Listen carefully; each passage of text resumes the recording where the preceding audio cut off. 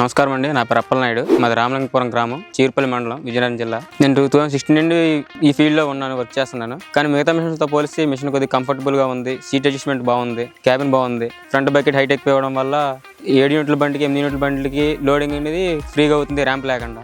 డోజింగ్ కూడా కంఫర్టబుల్గా ఉంది.